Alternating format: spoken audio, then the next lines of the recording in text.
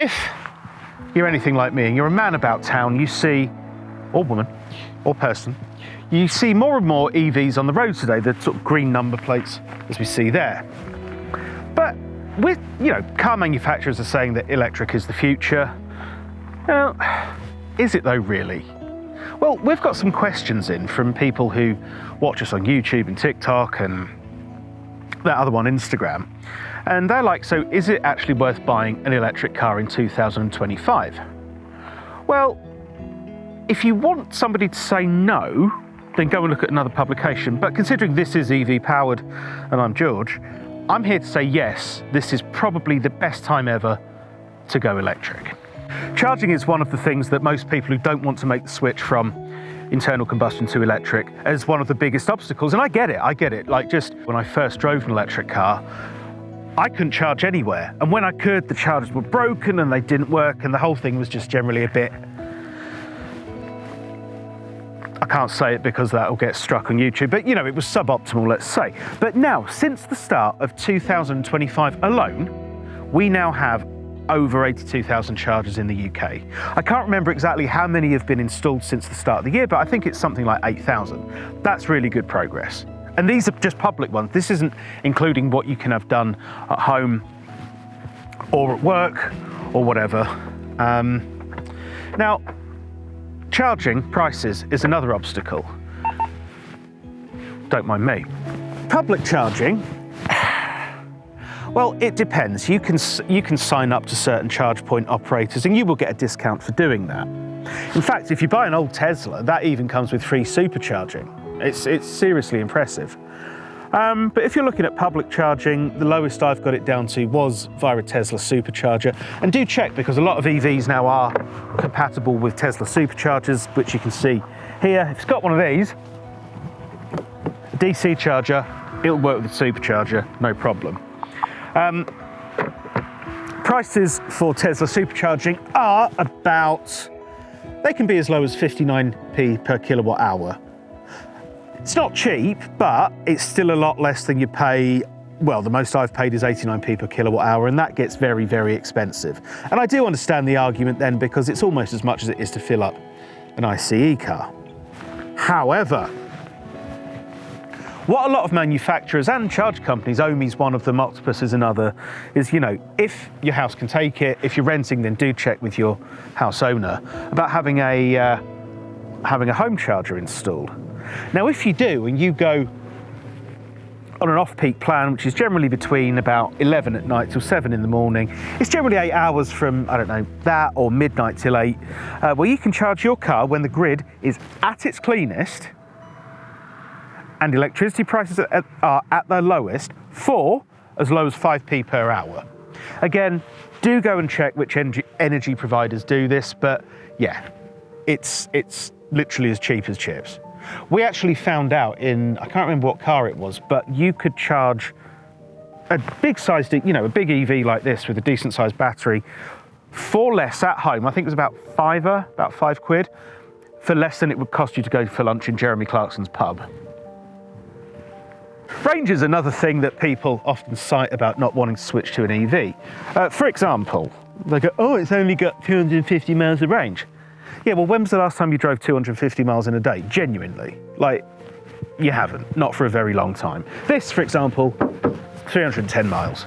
There are EVs, Teslas, they'll do about 400, 450. So it's not really a thing to worry about range. And considering that, most people, they only travel about 30 miles a day max in the UK. So, you're going to have to charge it once a week. And if you can do that at home, just treat it like your phone. You just sort of take it and plug it in overnight. It's that easy. If and if you're out on the road and you're doing a road trip or you're doing some mileage, then again, just plan ahead, which isn't that difficult now with, inbuilt nav systems and Google Maps, Apple Maps, this, that, and the other. You can put your end destination, and along the way, excuse me, along the way, just find several charging stops and then stop accordingly. It's no bother. Off the back of charging, one of the biggest things that people ask is EV maintenance. And, that's a legit question because petrol and diesel cars, they do cost quite a lot to keep going. Well, with an EV, Nothing, hardly anything to maintain at all, because there are less moving parts. One thing that really sticks in my mind are the brake pads. They're worn much less because you have regen braking, which in its simplest form, every other company has it now, but in its simplest form, it would spin the electric motors in the opposite direction to direct energy back into the battery and charge it when you're going downhill or, you know, whatever really. So think of that like engine braking. It is strange to get used to at first, and a lot of EVs, they have paddles on the back of the steering wheels to adjust the levels. So sometimes it can be really heavy, and then if you keep it on the lowest possible setting, which I tend to do as well, it's just quite nice and progressive, and it will get you to a nice gentle stop eventually. But yeah, you get used to it, experiment with it, and I believe on most EVs as well, you can just turn it off if you don't like it. If you've been watching for this long, you are probably considering buying an electric car.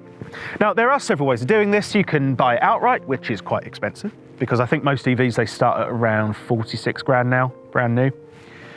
Salary sacrifice, so that will come out of your salary to go towards a new electric car through your business, and it's also a good way of, yeah, you know what I'm about to talk about.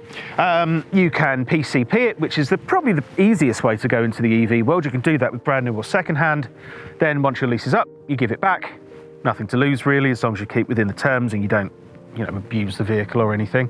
And the final option is leasing it. Now, if you are interested in EVs, and you should be, because they are interesting, don't listen to what people say in the comments that they are just milk floats, because they are wrong and have probably never driven one. You probably heard that there is a government grant coming for those of you who do want to buy a brand new EV, and it's from £1,500 to £3,750. However, this is the government, so they're obviously taking their time to decide which car manufacturers are eligible for it, because they have to show how green their production methods are in terms of cars, in terms of batteries. And there are certain manufacturers, you know, I'm not going to make any bones about it, from China and South Korea, who may not meet the criteria that the government's outlined. So what manufacturers are doing from China and South Korea? Hyundai have launched their own in-house grant of up to £1,500. Leapmotor has done it from £1,500 to £3,750. GWM, who make the Funky Cat, have done it for up to £3,750 as well. Volvo, owned by Chinese company Geely, big Chinese conglomerate, that's got £1,500 off the EX30 and the slightly aging, slightly long in the tooth EX40 crossover.